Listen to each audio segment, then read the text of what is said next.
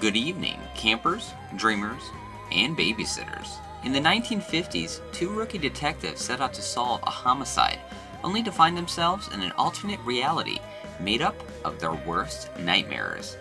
Yes, folks, this is my review of The Blue Rose.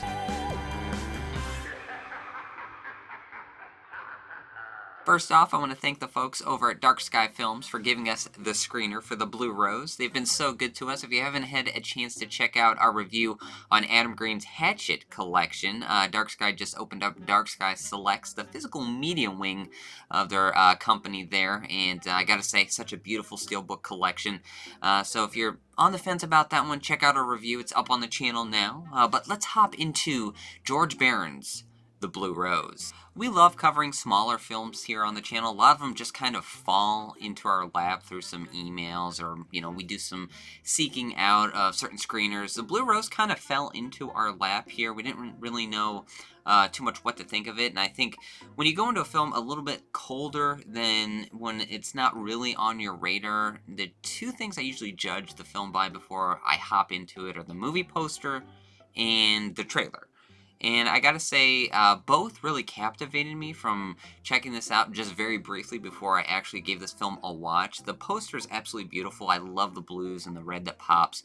And then same with the trailer, that style of this really felt like a bigger film. They cover a wide range of things, and when you check out that trailer, you're going to really notice that David Lynch, George Barron, is very outspoken about his Lynchian influence, as well as some John Waters in there that I saw. Just the film itself is so vibrant, and you'll catch that in the trailer, that I think it's going to immediately intrigue an audience to wonder what is going on here and what kind of techniques Barron is going to use. George Barron does wear many hats when it comes to this production. He's writer, director, and then does shoulder some of the acting weight as Detective Dalton alongside Olivia Scott Welch as Detective Lily. This being a film noir, you're really looking for those character dynamics of these two rookie cops trying to solve this mystery of sorts. So I think the gravity of the situation really does depend on how we see through the lens of our main characters here of Detective Dalton and Detective Lily. From an acting perspective, unfortunately, this didn't really work for me. As we go through the story dynamics here of these two rookie cops trying to solve this mystery, I think as an audience, we're really looking for these particular emotional beats from beginning to end, where we kind of just build upon the instances that are happening. From an acting perspective, I gotta be honest, this really didn't work for me. It just seemed like our actors here almost were directed to be at an emotional state of a 10 or even an 11. When some of the scenes really just called for, about an emotional level of 6, where we're just kind of learning things. And a lot of the times it didn't really come off as authentic as I thought it could be. We have a couple of heart-to-heart moments in here where it really just felt like almost like I was watching a stage play rather than living in the moment and being part of the story.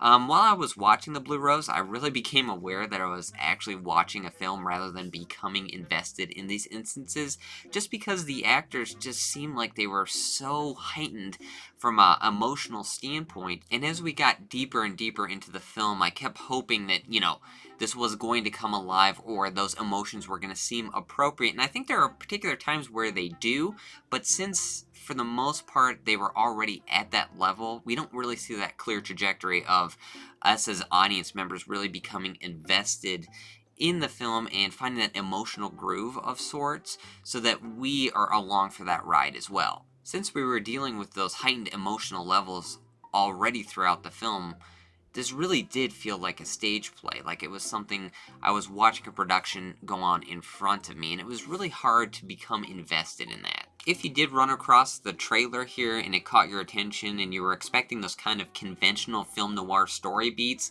that's not what George Barron was trying to accomplish here. Again, he talks about his Lynchian influences here, and that's really what he went for. The narrative really does lean into more of an experience rather than that conventional narrative. I think Barron was trying to evoke a particular emotion and immersive experience more so than treating you to that actual beat-by-beat narrative that we do see in a lot of film noirs. I will say the first half does have a more cohesive narrative as we're kind of learning of what is going on, as we're trying to solve this mystery, but as we progress further and further throughout the film, I'll say the narrative becomes a little more jumbled and more about that immersive experience. I did watch this film 2 times, and the first time was a little jarring experience because I did not know what to expect. Going into that second viewing, I did kind of just try and shut off my brain a little more and just experience what Baron was putting on the actual screen rather than trying to connect so many dots and make sense out of the narrative. While that experience didn't really work for me throughout the entirety of the film, I think there will be an audience for this film, just because I think some people are going to enjoy what Baron is offering to us. And I think this does show the diversity of the horror genre in general, because I think films like this do need to exist and kind of push the boundaries and not go down that conventional avenue of storytelling. Now, again, this is going to be a very acquired taste for some people. Because if you go in expecting that conventional narrative, you're not getting that here. This is something that is going to be a little more unique. I think Baron's kind of taking those older elements of the 1950s and that vibe and melding them into a more modern era here to produce something that is a little more unique, a little more different than what we're used to seeing. While I do applaud the attempt of bringing more of a diverse voice to a film noir and kind of melding it with the horror genre and being more about that immersive experience, I gotta say it didn't really work for me, just because I was looking for that more traditional narrative. Now, for me it was a negative, but I think some people will find this to be a positive just because it is something so different and something more of a fresh nature than what we're used to seeing. But for me, from a narrative standpoint, from an immersive experience, I don't think what Baron was offering necessarily hit for me. While the performances and narrative didn't really work for me, I gotta say the biggest positive of this film, and I think the biggest talking point that a lot of audiences are gonna take away from this film, is the production and design itself here. This is, when you look at that trailer and you see that this is a smaller film, but it doesn't really feel like that because of what Baron was able to accomplish on a limited budget.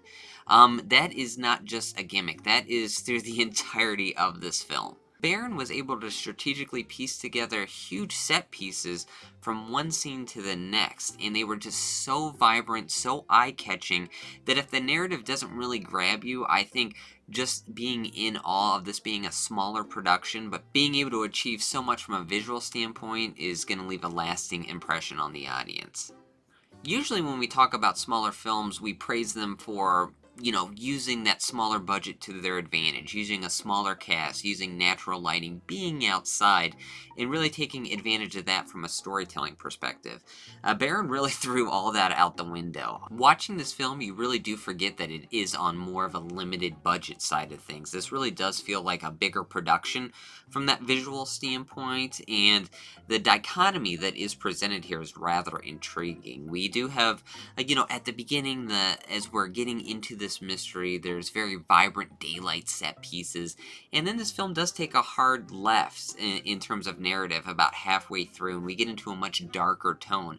But Baron is able to visually make that pop. There's a scene in here that takes place at nighttime in front of a mansion of sorts, and it is just downright beautiful. We have a pool, we have a couple characters sitting by the mansion itself, and then each window is beautifully lit with a very vibrant red, and there's so many blues, and there are so many scenes like that. When you go through this is going to be almost a greatest hits of how many great visuals there are from a set design perspective. And while this film doesn't prescribe to that traditional horror narrative, there are so many intriguing moments of terror. There's one in particular for me that really sticks out in my head, the both times that I had watched this film, of a character holding a knife, standing lit by a street lamp. It is just takes place at night. It is so beautiful. It's so haunting.